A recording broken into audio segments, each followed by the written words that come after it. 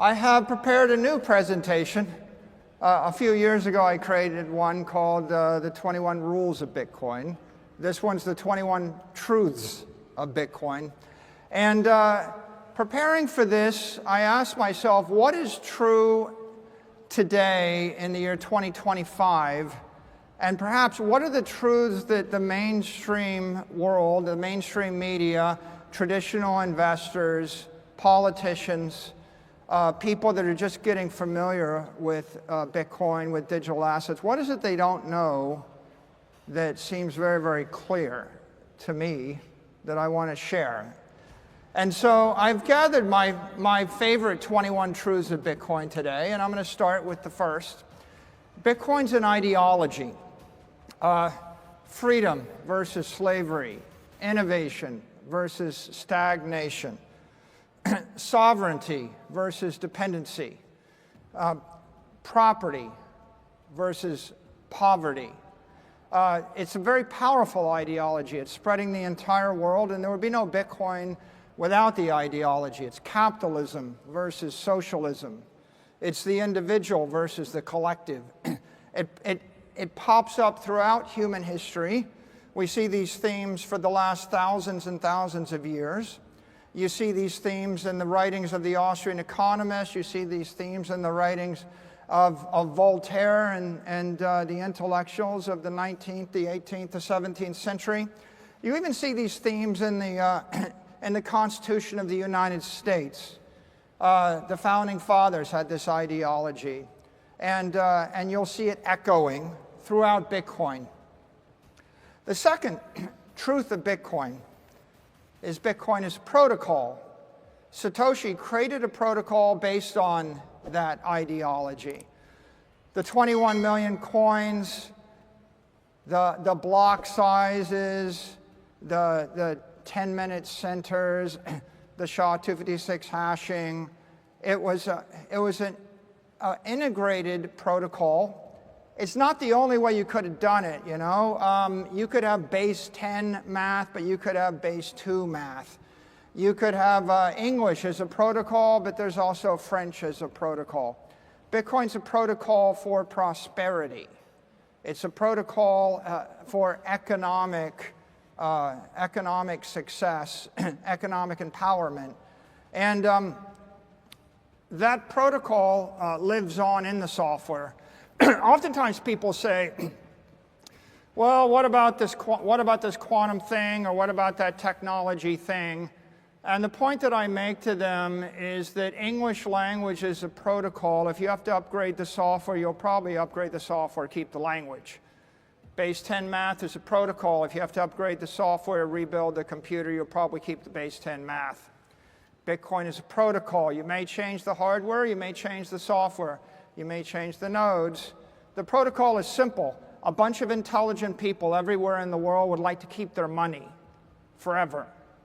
Once $1 trillion worth of money flows into that network, they'll be looking to figure out how to keep it. And then when it's 10 trillion or 100 trillion or 500 trillion, you'll have a bunch of people speaking a language of economics, a monetary language. That is the Bitcoin protocol. Truth number 3, Bitcoin's an asset. One of those 21 million coins pops out. A lot of people just focus on the asset. They forget the ideology. They don't really notice the protocol. They think, do I have a Bitcoin or not? What kind of asset? It's the apex asset. It's better than cheese. It's better than palladium. It's better than gold. It's better than silver or copper or land or goats or cattle or lumber or pieces of paper that we call currency. Bitcoin is the asset, right? It is the asset based upon the ideology and the protocol that results in the greatest monetary premium in the world. Truth number 4, it's not just an asset. Bitcoin's a network. Bitcoin is not just a network, it's the network. It's the most powerful computer network in the world. It's a global network. Without the network, you can't have the asset. The asset is stored in the network. The network is a manifestation of the protocol. The network creates decentralization, that's true, but it also creates fault tolerance, mission criticality, redundancy, and all of the other technical, economic, and ethical qualities of the asset and of the movement. An ideology that spawned a protocol resulting in an asset that circulates on a network. That would be a simple articulation of what Bitcoin is. It's a truth. I would hazard to guess that the great majority of people watching the price of Bitcoin don't think about all four of those things. And they don't think about this as much as they should. Bitcoin is immaculate. Truth number 5. It was spawned by the Immaculate Conception. A nameless, faceless programmer gave it as a gift to the world. How do you create an immaculate thing? It's a God-given thing. It's a natural thing. We've had it since the beginning of time. No one took beneficial claim to it. No one asserts control over it. No one expects to cash in on it. The Immaculate Conception is an extraordinarily important thing to the network. That, combined with truth number 6, Bitcoin is ethical. What makes something ethical? What makes it ethical is you can take title to it, you own it, no one can debase it, no one can take it from you, no one can corrupt it, no one can control it. It's a thing of natural beauty. No country will ever trust anything that another country can debase or control. No company will ever trust anything another company owns or controls. No person will ever trust anything controlled by another person. In order to reach this great plateau of ethical, it has to be beyond the corrupting influence of any human, any man-made institution, any organization of people in the world. The Immaculate Conception was a necessary condition, but the engineering brilliance of Bitcoin was another condition, right? Bitcoin's it's a perfect machine made of imperfect components. That's the brilliance of the engineering. Can you make something that can a human being make something that other humans can't corrupt? Bitcoin's ethical. Truth number 7. That makes Bitcoin a commodity. What is a commodity? An asset without an issuer. Gold's a commodity. Corn is a commodity. Lumber is a commodity. Why is this important? Because in law, commodities have a special status. A company in the United States can be capitalized on commodities. It cannot be capitalized on securities. There's actually a special carve-out in corporate law for publicly traded companies. But maybe more importantly, I can stand here and I can tell you that I think the price of Bitcoin will go to 13 million over 20 years. I couldn't say that about a security, right? You have legal immunity to actually express your opinion about a commodity. That makes commodities politically superior, legally superior, ethically superior, financially superior to a non-commodity, to a security. And it's not just a little bit better, it's 100 times better, right? And so Bitcoin is a commodity. Bitcoin is actually the commodity. I studied commodities in my early professional years. Every other commodity can be created with technology, with capital, with know-how. If you were going to take your family's life savings and buy a commodity to hold for 100 years, and you thought about it, would you buy soybeans or corn or oil or natural gas or lumber, coal, silver? Well, no, they're all awful, and you know why they're awful, because it's pretty obvious to you that 100 years ago it was harder to make those things than it is today. And if the price of oil goes to $1,000 a barrel, we're going to frack it, triple frack it, hyper frack it, and we'll drive the price of oil down. Same with gold.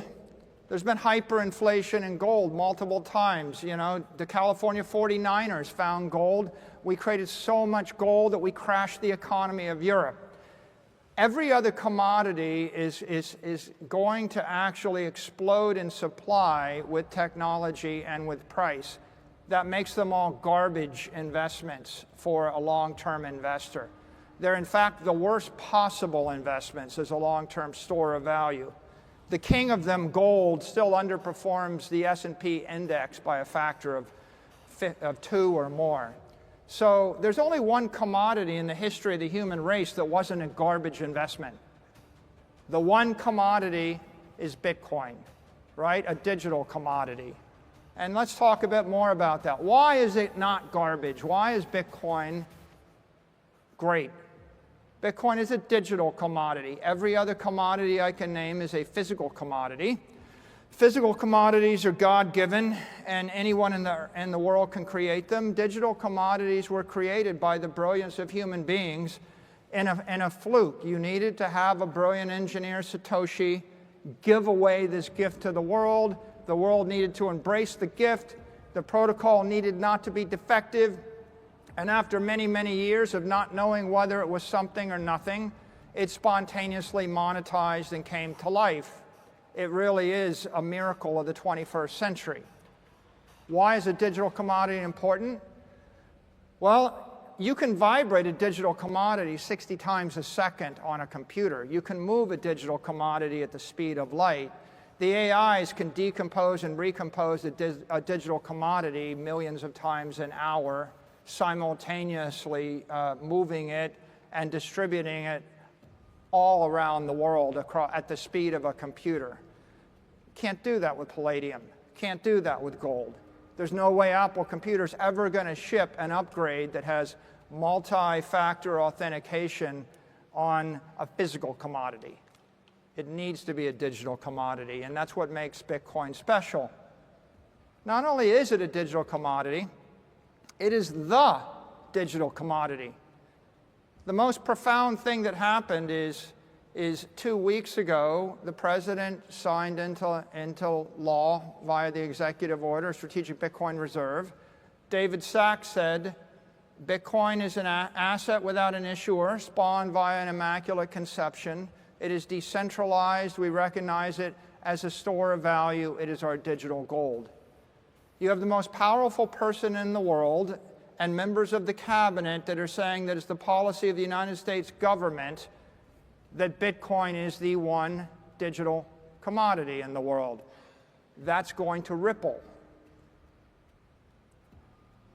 And, you know, I can create a digital commodity, theoretically, an asset without an issue, and I can give it a protocol that inflates it 5% every year. I could create any kind of inflationary monetary protocol. For example, corn and oil are commodities. No one doubts the fact they're commodities, but they're not scarcity. They're not capped. Bitcoin wasn't just a brilliant creation of a digital commodity. Bitcoin was brilliant because Satoshi capped the supply at 21 million. If I give you an inflation rate of 2% and the supply of gold, the economic half-life of your wealth is 36 years. When I give you an inflation rate of 0% in your digital gold, the half-life of your economic wealth is infinite. It is forever. The difference between 2% inflation and 0% inflation is you're dead in 36 years with 2% inflation, and you live forever with 0% inflation.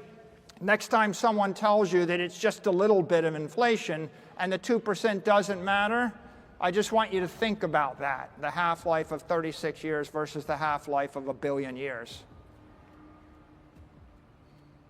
And of course, with that observation, it stands to reason. The next truth is Bitcoin truly is digital gold.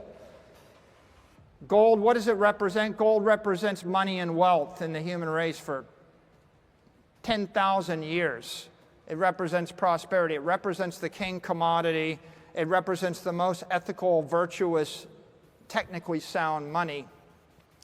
And the vast majority of the people in the world, they're not invested in digital assets. They're not invested in Bitcoin. They don't even know what we're doing here. You're probably, you know, if you lined up 100 people on the street, you know, to say that you're the top 1% is probably an understatement. You're at least ahead of 99%. So for the mainstream, when you say digital gold, what that tells them is that instead of giving away a gold medal at the Olympics, maybe it's time for a Bitcoin medal at the Olympics. What it means is that the golden age will give way to the Bitcoin age. What it means is a city with streets paved in gold maybe should be paved in Bitcoin. What it means is that if something is gold-plated, and that's how you monetize anything, a gold-plated lighter, a gold-plated pen, maybe it should be Bitcoin-plated, right? This is a very profound thing, right? The truth, Bitcoin is digital gold. We dismiss it as being kind of a boomery idea, but the boomery idea means Bitcoin's worth more than 20 trillion because that's what the gold is worth. But the truth is everything digital in our modern era is worth 10x the analog version. If Bitcoin is nothing more than digital gold, Bitcoin is worth $200 trillion if it's nothing more than digital gold. But of course it is more than digital gold because truth number 11, Bitcoin is digital money. JP Morgan said gold is money, everything else is credit. Money, a bearer instrument. I give it to you, I don't have it, you have the money. Well, Bitcoin is money. What is everything else circulating in the internet? Credit. What does that mean? It means that I send you something, I send you a fee over a credit card network. 45 days from now, maybe it will be transferred to your account after the credit card company takes 2%, right? In a world of digital credit, that means that it takes 4 years for the money to move 40 times, and at the end of the 4 years, all the money's gone. In a world of digital money, it means you can move the money once a second. Maybe you can move the money 60 times a second. You move the money 60 times a second for a 20th of a penny, you still have the money. The computers are not going to think one click, one settlement every 30 days. They're not going to agree to pay 200 basis points per vibration of the money, right? Digital money is profound. It's so profound that everybody in the business of managing money doesn't even understand what this means. When they understand what this means, then the industry is going to 100x. Bitcoin is going to go to the moon. Well, if Bitcoin is digital money, what else is it? Well, truth number 12. Bitcoin is perfect money. Okay? What is perfect money? If you read the writings of the Austrian economists, von Mises and Hayek, they write about money, but they couldn't conceive of perfect money. Voltaire, Aristotle, Plato, they couldn't conceive of perfect money. Why? They didn't have the technology. It's kind of like asking Aristotle, tell me about clean water. How do you understand clean water if you don't have a microscope and you don't understand that there are pathogens in the water? Nobody understood perfect money until Satoshi gave it to us, and that's because it was impossible to create perfect money before modern semiconductors, modern internet, modern cryptography. So they were struggling, and you can see Hayek and von Mises, they struggle with this notion. In the Constitution, the founding fathers, who were pretty intelligent, said the only legal money in this country is going to be gold and silver coin. They kind of knew this idea, a commodity in your hand, a self-custodied commodity bearer instrument felt like good money. What they designated as perfect money in the Constitution, and we have drifted, a little bit away from that, they designated what they saw were the hardest commodities and the most liquid fungible commodities that could be used as a monetary token. And they were never perfect because you can't practically do every transaction by swapping gold and silver coins, and because gold and silver coins aren't hard capped, they have inflation. So they had defective money that was slowly decaying, that was not quite useful, but it was just, they used to say it's the worst possible way to do it except for every other way, right? And so the significance of this truth, this basically marks the point where economics goes from being a superstition and an art form to being a scientifically based engineering discipline. You can't engineer an economic system or a monetary system before you have perfect money. It's just like trying to do good math, but 2 + 2 = 5 on Tuesday, and it equals 4 on Wednesday. And if you don't have stable numbers, you can't do math. And if you don't have stable money, you can't do economics. You know, if you can't drink water that's not going to kill you, life is pretty ugly, right? This is profound truth. Again, misunderstood. No economist trained in the past 100 years. They never took a course on perfect money. They never imagined it. But you can't really blame them. It's like if you went back to Voltaire and you said, okay, that's the smartest guy in the 18th century in France. And, you know, he wrote shelves of books. But like, you know, poke him and say, describe, you know, radioactivity to me. And how are we going to build mobile phones and satellite communications? And he would have thought, what are you talking about? Right? It's like the most brilliant person without the instrument, the technology, can't conceive of the rational thing. And that takes us to truth 13. Bitcoin is legitimate. A short phrase, a powerful phrase. It wasn't legitimate 4 months ago. A year ago, if you try to remember where you were and what you were thinking in March of 2020, when the entire crypto industry was under massive onslaught, everybody's getting sued, right? And the most likely future was everything gets ground into the dirt. We have completely come 180 degrees. This is the most powerful person in the world sitting in the most sacred place, the Oval Office, flanked by 2 cabinet members telling you Bitcoin is digital gold, a store of value, a commodity. Not just a commodity.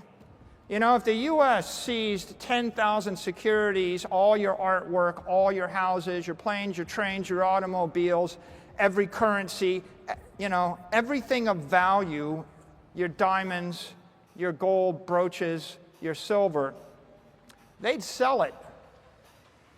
Right? The only thing the United States does not sell is its national parks, its nuclear stockpiles, and its Bitcoin. Now, that's a shockwave that will be heard around the world. That just happened, you know, literally days ago. It's going to take a while for that to ripple through the entire federal government. Then it will ripple through the state governments. Then it will ripple through the banking system, the insurance system, the credit rating agencies. Then it will ripple to all the banks in Mexico and El Salvador and Argentina and then Europe. It's rippling through the banks in Hong Kong and China and Japan and Abu Dhabi and Europe. How long will it take? Well, you know, how long does it take for a profound good idea to move its way through layers and layers of bureaucracy? It'll take a while, but the innovators will actually grab this, and those that need the money, that want the money, will reach for and embrace the money, and they will be enriched by it, and there will be others that will resist it. But that entire shockwave, right, that explosion in legitimacy, that happened just a few weeks ago, happened on a Thursday night in the White House. And that's profound. We are legitimate. And as I've said before, if Bitcoin's not going to 0, it's going to 1 million. Right? It's either nothing or it's something. And if it's something, then it's going up. And truth 14, Bitcoin is corporate. You know, I talked a little about corporate law. I'm very sensitive to it because I ran a public company for many years. We came public in '98. Every public company in the world is capitalized on one of 2 things. You're either going to capitalize on short-dated treasuries or sovereign debt, in essence currency, or you're going to capitalize on a commodity. Well, it turns out that every commodity other than Bitcoin underperforms the S&P index. It doesn't beat the cost of capital. So capitalizing upon silver or gold or palladium or oil makes no sense. There is one commodity that you can put 100% of a corporate balance sheet in, And that one commodity is a digital commodity, and that digital commodity is called Bitcoin. And so what does it mean? It means that for the first time in 100 years, companies can recapitalize, and they are recapitalizing. And what does that mean? That means a company starts by sweeping a little bit of excess cash, and then cash flows, and then it sells some equity, and then it issues some debt, and then another company follows, and another company follows. Right now, there's about 80 companies that are starting to buy Bitcoin, and there's probably 80 ETFs. We're going to see another one every week, and another one every week, and pretty soon there'll be hundreds. And those hundreds become the gateways for hundreds of trillions of dollars of equity capital and fixed income capital to migrate into the entire digital assets economy. And you can see it right in front of your face. You see a company like Metaplanet goes from one hotel being worth a few $1 million to being worth $1 billion in 12 months. Where does it stop? It's not going to stop, right? If you're legitimate, you're corporate, right? You're going to see a transformation of mainstream organizations. The 15th truth, Bitcoin is global. Everywhere in the world I go, I meet someone, and they say, well, thanks, thanks because I bought a Bitcoin for my daughter, or I bought a Bitcoin for the family. We appreciate what you're doing. And you know what I say? I say thank you because I appreciate what you're doing. Bitcoin is global, Your Apple stock isn't. Your land isn't, right? The artwork that you hold isn't global, right? Bitcoin is a global asset. It means somebody in Nigeria buys it, and they're getting the benefit of entrepreneurs in Manhattan. And it means someone in Arkansas buys it, and they're actually in an economic relationship with somebody in Singapore, right? This is not a lowest common denominator thing. You own Arkansas real estate, no one's going to fish you out of that investment. You own Bitcoin, you bury it in your backyard in Arkansas, and you'll wake up in 30 years and find out that someone in Tokyo or London made you rich, right? This is the global asset. There isn't another asset that trades on Wall Street that is global in the way that Bitcoin is. And it's not just global, it's immortal. We're stretching in time and space. Show me an asset that stretches to every part of space that truly is global, Bitcoin. Now show me one that I can see into the next 100 years or 1,000 years. There's nothing else that you own that's going to last 100 years, right? Your warehouse will have to be redone. Your artwork will probably have to be restored, right? What company would you think is going to be around 200 years from now, right? The real beauty of Bitcoin is the elegance of the protocol is all you're doing is buying 1/21 millionth of all the money in the world forever, okay? When is that going to obsolesce? Like when are you not going to want to own 1/21 millionth of all the money in the world forever, right? It's not like iPhone 99. It's not like, getting the next upgrade on the whatever gadget, right? Bitcoin is immortal because the idea is so timeless and so elegant, and the network is just virally going to spread. It's a life form. And if it's immortal, it means you can actually think 200 years in advance. No company expects to live more than 10, 20, 30 years. Everybody's short term. It takes me to truth number 17 is digital energy. A calorie is organic energy. A Satoshi is digital energy. If you want the AI, if you want to put life in cyberspace, if you want to bring an AI to life, you have to imbue it with digital energy. Then it comes to life. Then it thinks. Then it lives. Then it procreates. Maybe it lives forever. You can't. Anything that is funded with digital credit is just a shadow. It's a shade. It's a ghost.